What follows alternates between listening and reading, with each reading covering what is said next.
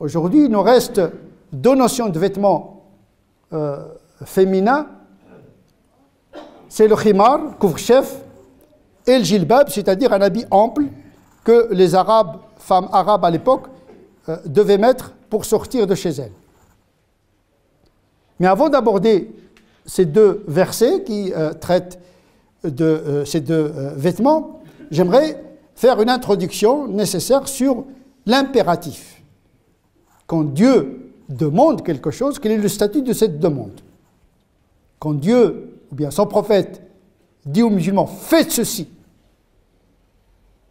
est-ce que tout impératif implique une obligation?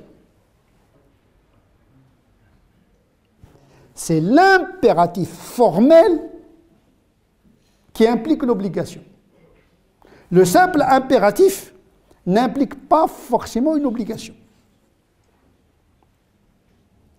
Aussi, tout impératif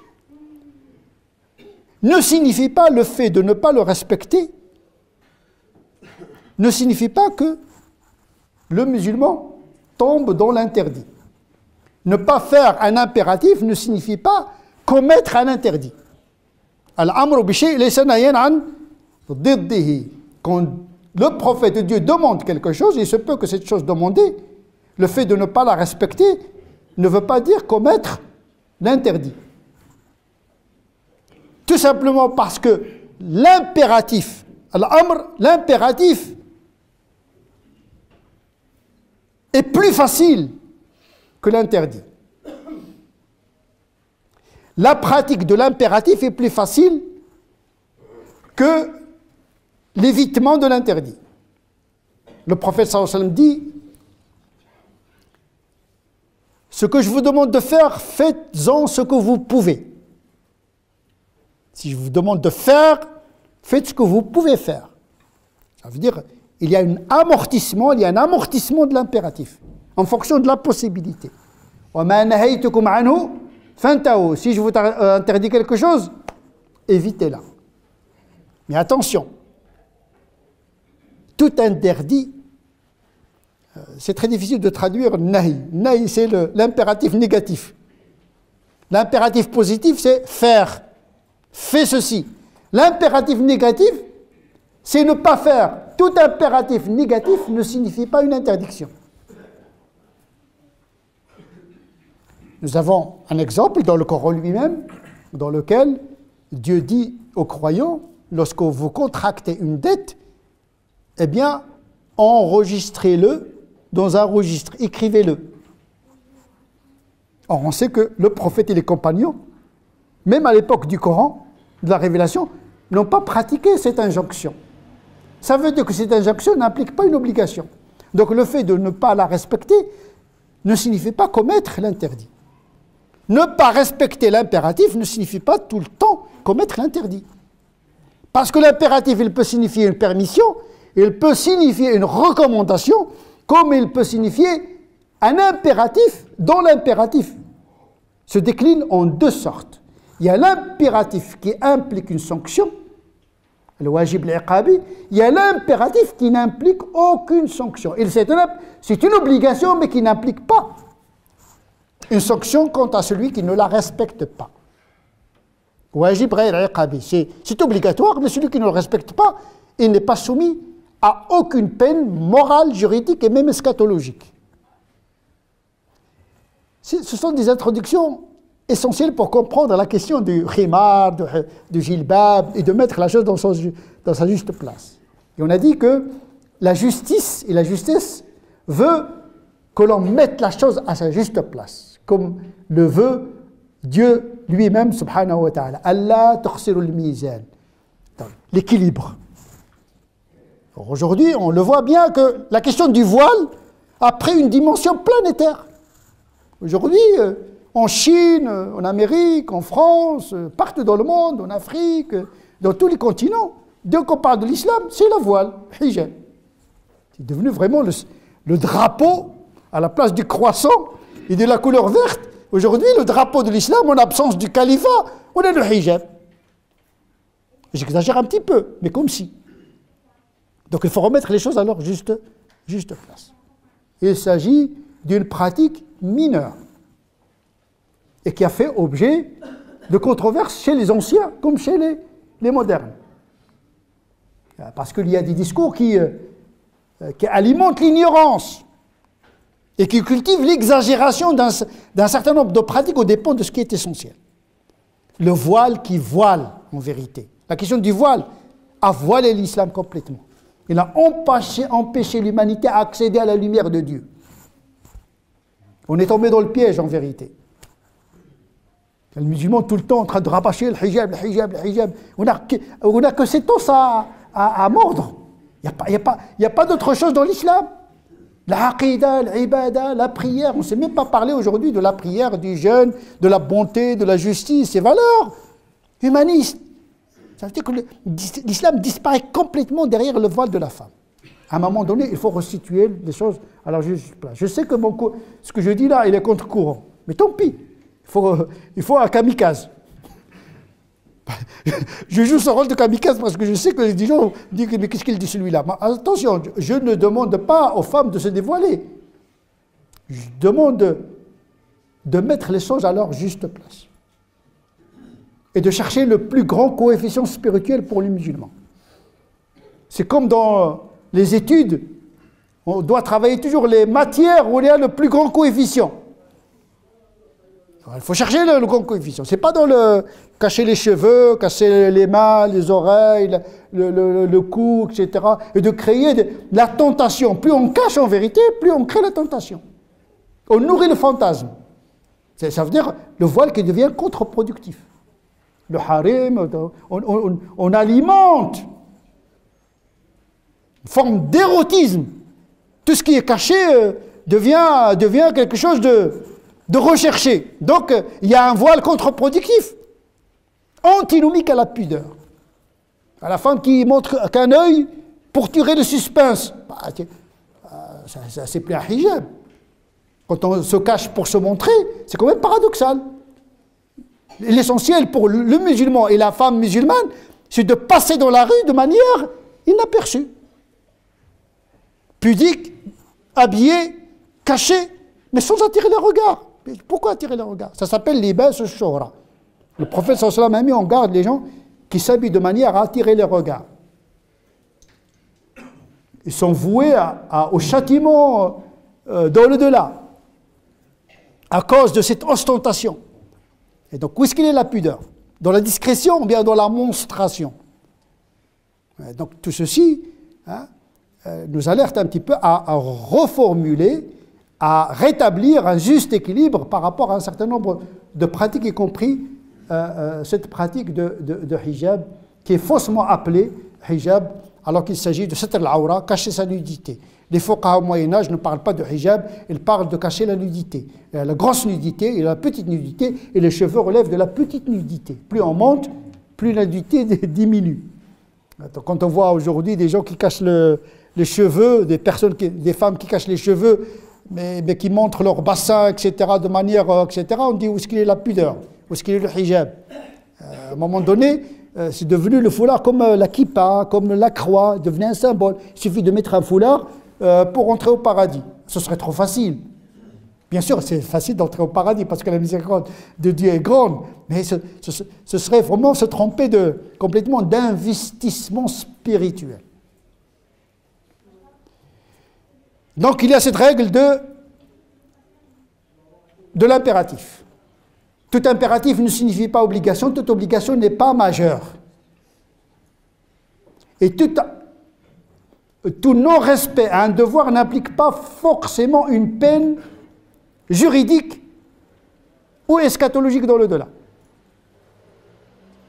C'est comme ça qu'on sait qu'il y a l'impératif formel. Celui qui ne le respecte pas, il risque la malédiction, il risque un châtiment, il risque une peine. Ce qui n'est pas le cas pour la nudité.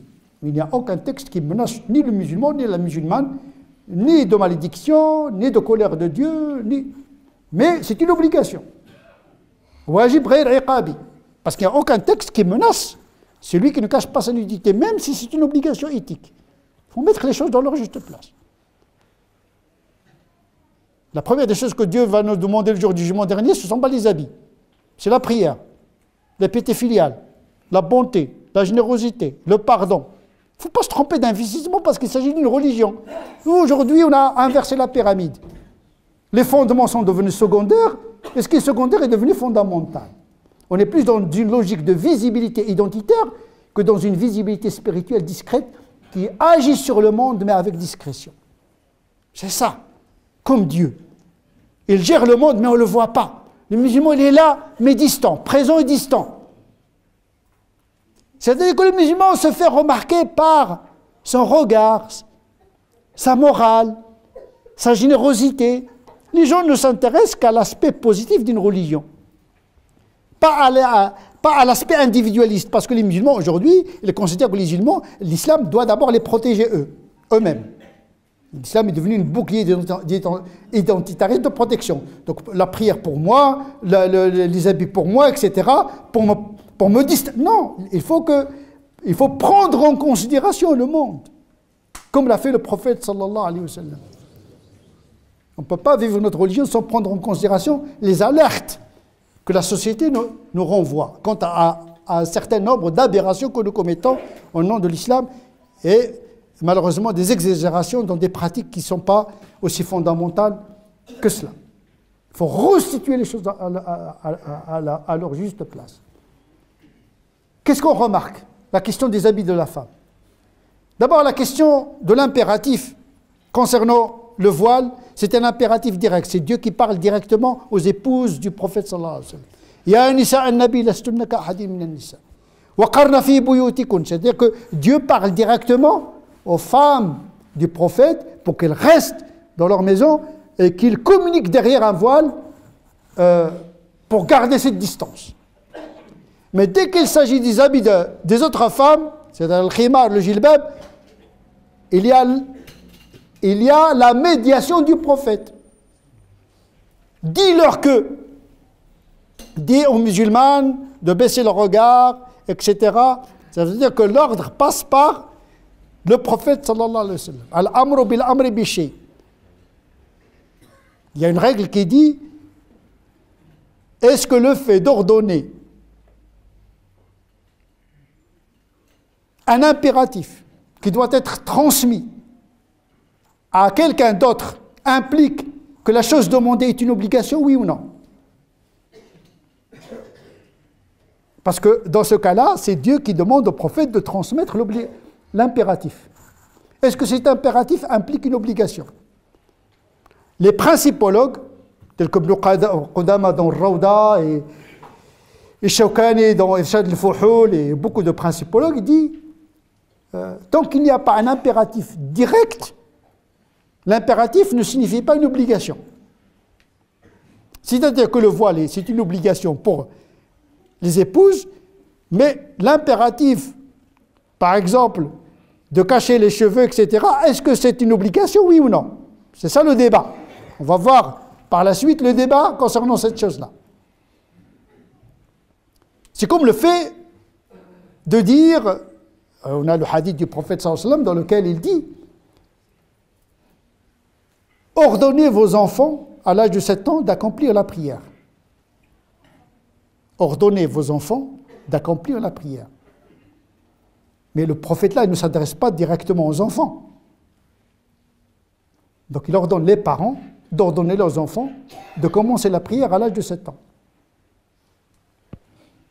Mais la prière à l'âge de 7 ans n'est pas une obligation. Ce qui est obligatoire, c'est transmettre la demande. C'est-à-dire que les parents, ils ont l'obligation de transmettre la demande. Ça ne veut pas dire que la demande est une obligation pour celui qui est concerné. Donc plus il y a la médiation, plus l'impératif est amorti. On le voit pour la question de l'jilbab et la question de Radd al-Basar, etc. En réalité, cette règle n'est pas complète. Il faut lui ajouter une règle subsidiaire, c'est-à-dire que l'impératif d'un autre impératif, afin de le transmettre, ne signifie pas que la chose demandée est une obligation, tant qu'il n'y a pas un indice qui est contraire à cela. Par exemple, il y a dans le Coran un passage qui dit « Dis à mes serviteurs d'accomplir la prière ». Ici, Dieu ne s'adresse pas directement aux serviteurs. Il demande à son prophète de transmettre l'impératif aux serviteurs d'accomplir la prière. Est-ce qu'on peut dire que la prière n'est pas une obligation? Non, c'est une obligation parce que nous avons d'autres textes où Dieu parle directement aux croyants d'accomplir la prière. Donc nous avons un indice qui nous indique que ce qui est demandé par la médiation du prophète est une obligation.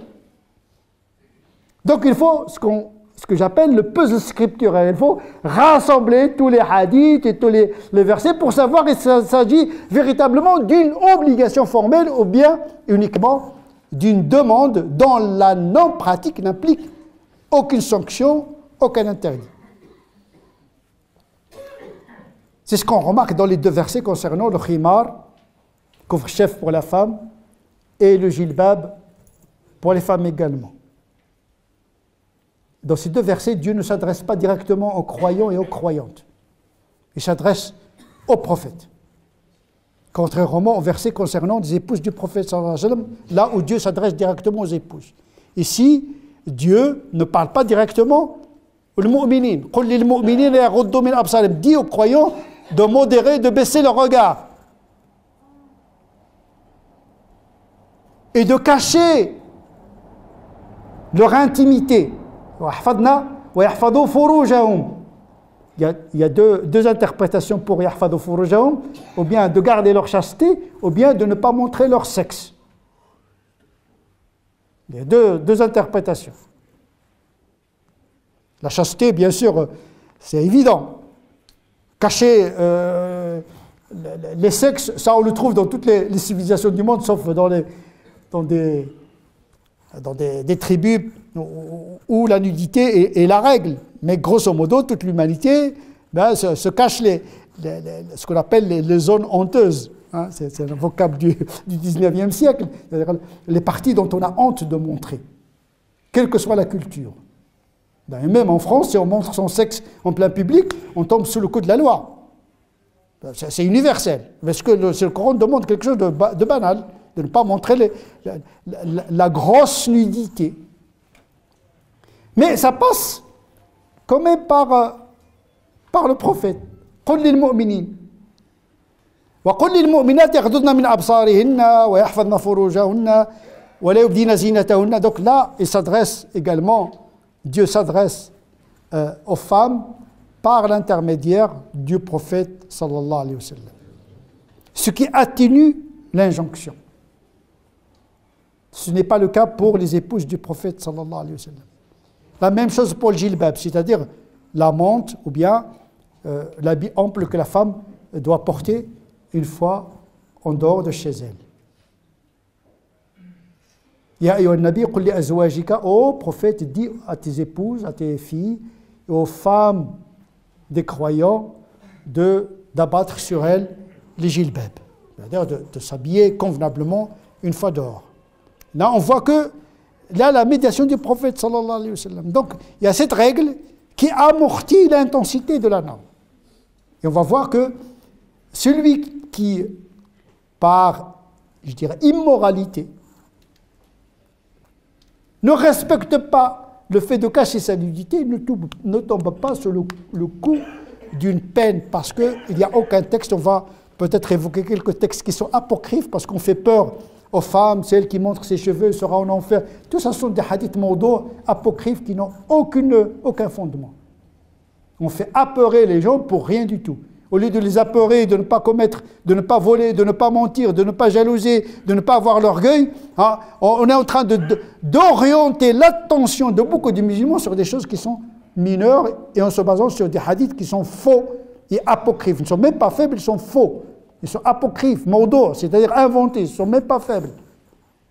Et on va parler est-ce qu'il y a un indice qui rend l'habit de la femme tel qu'il est perçu chez beaucoup de musulmans? Est-ce qu'il y a d'autres hadiths, d'autres textes qui imposent à la femme de s'habiller d'une manière bien précise? C'est ce qu'on va essayer d'aborder dans dans les prochains sermons, pas parce que la question est très importante en elle-même, c'est parce que les musulmans lui ont donné une importance exagérée.